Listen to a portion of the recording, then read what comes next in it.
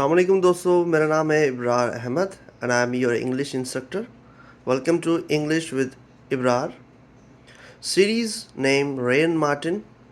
सो दोस्तों, मैंने ये डिसाइड किया है कि आज से हम लोग रेन एंड मार्टिन की सीरीज़ को कवर करेंगे, जिसमें सबसे पहले हमारे पास चैप्टर नंबर 1 है सेंटेंस एंड टाइप्स. चलिए आइए इन्हें समझते हैं. देखिए, सेंटेंस होता क्या है. It's a group of words having complete meaning and sense. ये एक ग्रुप ऑफ वर्ड्स होता है जो हमें कंप्लीट मीनिंग देता है एंड कंप्लीट सेंस देता है, और ये हमेशा स्टार्ट होता है कैपिटल लेटर से और ख़त्म होता है एक फुल स्टॉप पर. आइए एग्जांपल से समझते हैं. पहली एग्जांपल है Ali pledge cricket. Ali cricket खेलता है. देखिए, अली क्रिकेट खेलता है, it basically gives us complete meaning and complete sense. दूसरी एग्जांपल देखिए, अहमद स्पीक्स उर्दू. अहमद उर्दू बोलता है, it is also giving us complete meaning and complete sense. देखिए, आमतौर पर होता ये है कि किसी सेंटेंस को कंप्लीट मीनिंग देने के लिए हमें सब्जेक्ट, वर्ब और ऑब्जेक्ट की ज़रूरत होती है, लेकिन ज़रूरी नहीं है कि हमें सब्जेक्ट, वर्ब और ऑब्जेक्ट ही चाहिए कंप्लीट मीनिंग देने के लिए, क्योंकि कुछ सेंटेंस होते हैं जो हमें without using subject and object वो हमें कंप्लीट मीनिंग देते हैं. कैसे? कम हेयर, यहाँ आओ. ये बेसिकली कम एक वर्ब है और ना ही इसके अंदर सब्जेक्ट है और ना ही ऑब्जेक्ट है. ओके. Next, go there. यहाँ पर भी एक वर्ब है, ऑब्जेक्ट और सब्जेक्ट दोनों नहीं है. स्पीक लाउड, ये भी बेसिकली एक वर्ब है, सब्जेक्ट भी नहीं है, ऑब्जेक्ट भी नहीं है. अभी देखें, आप अगर थोड़ा सा गौर करें तो इसके अंदर ना ही सब्जेक्ट है ना ही ऑब्जेक्ट है, बट फिर भी ये हमें एक कंप्लीट मीनिंग दे रहा है और कंप्लीट सेंस दे रहा है. सो ये ज़रूरी नहीं है कि जब सब्जेक्ट और ऑब्जेक्ट और वर्ब होंगे तभी वो हमें एक कंप्लीट मीनिंग देगा. नहीं, without using subject and object वो हमें कंप्लीट मीनिंग दे सकता है. ओके, सो नेक्स्ट हमारे पास है टाइप्स ऑफ सेंटेंस. देखिए, टाइप्स ऑफ सेंटेंस बेसिकली 5 होती हैं हमारे पास. सबसे पहले है असर्टिव और declarative. Number 2 interrogative. Number 3 imperative. Number 4 exclamatory and number 5 is optative. आइए इन्हें डिटेल से हम समझते हैं. ओके, तो टाइप्स ऑफ सेंटेंसेस में सबसे पहले हमारे पास है असर्टिव और डिक्लेरेटिव. देखिए, assertive basically such sentences are simple statement. Assertive और डिक्लेरेटिव जो बेसिकली होते हैं, ये स्टेटमेंट होती है जो पॉजिटिव भी हो सकती है या फिर नेगेटिव भी हो सकती है. या फिर हम दूसरे लफ्ज़ों में कहें सिंपली, अफर्मेटिव और negative sentences are known as assertive और डिक्लेरेटिव. देखिए, जो हमारे अफर्मेटिव सेंटेंस होते हैं और डिक्लेरेटिव सेंटेंस होते हैं, ये basically affirmative and negative sentences, इन्हें भी हम असर्टिव या फिर डिक्लेरेटिव कहते हैं. देखिए, एग्जांपल के तौर पर, शी स्पीक्स उर्दू. अब शी स्पीक्स उर्दू ये बेसिकली एक अफर्मेटिव सेंटेंस है और इसे हम पॉजिटिव स्टेटमेंट भी कह सकते हैं. दूसरा, she does not speak Urdu. This is a negative sentence. Okay, and negative statement, क्योंकि यहाँ पे नेगेशन यूज हुआ, नॉट यूज हुआ है. Third, we have Ahmed plays cricket. अब Ahmed plays cricket it's a affirmative sentence और आप ये भी कह सकते हैं कि पॉजिटिव स्टेटमेंट है. Number 4, Ahmed does not negation, does not play cricket, it is also a negative sentence. Number 2, interrogative sentences. देखिए, इंटेरोगेटिव सेंटेंस बेसिकली वो सेंटेंस होते हैं इन विच क्वेश्चन इज आस्क्ड, जिसमें सवाल पूछा जाए. It starts with the helping verb. ये हमेशा एक हेल्पिंग वर्ब से स्टार्ट होता है. It ends with question mark और ख़त्म किस पर होता है? क्वेश्चन मार्क पर होता है. आइए एग्जांपल देखते हैं. Does she speaks Urdu. क्या वो उर्दू बोलती है? अब बेसिकली यहाँ पर ये एक हेल्पिंग वर्ब से स्टार्ट हुआ है और एंड हुआ है क्वेश्चन मार्क पर. दूसरा देखिए, are you playing cricket.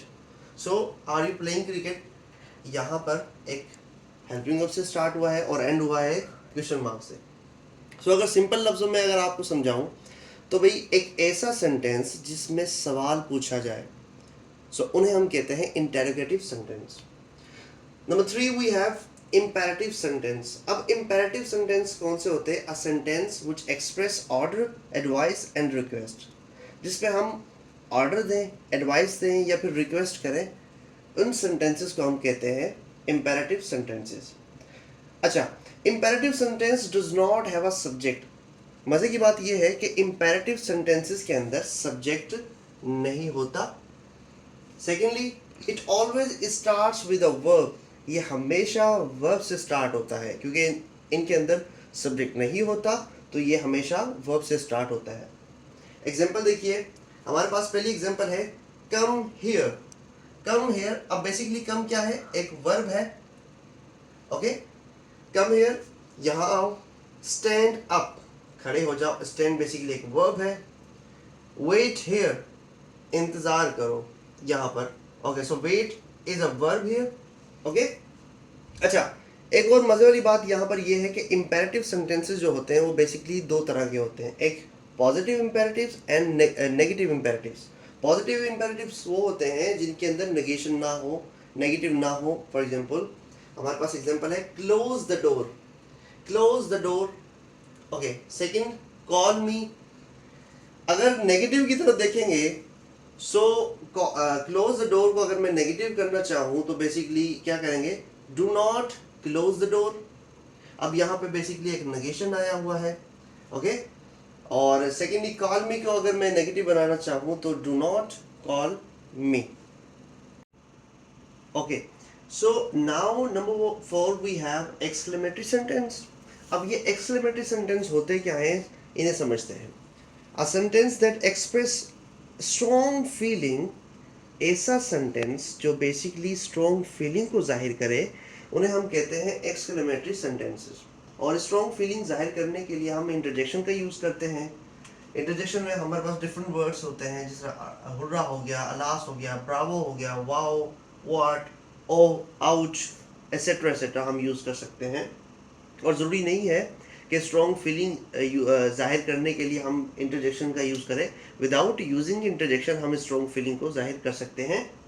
Okay, exclamatory sentence always ends with exclamation mark.